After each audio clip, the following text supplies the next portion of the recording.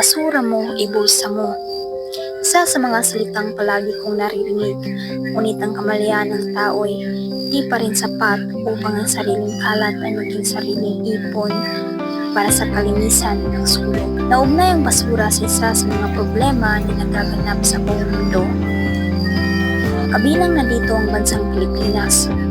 Samot-saring basurang nanggagaling sa mga tahanan, pabrika at komunidad na tinatapon sa mga katubigan, pampublikong lugar at sa mga kasulok-sulukan na walang taong makakapansin. Dudulot ang di tamang pagtatapon ng basura ng samot-saring sakit, makakalis ng kagandahan ng isang lugar at baha.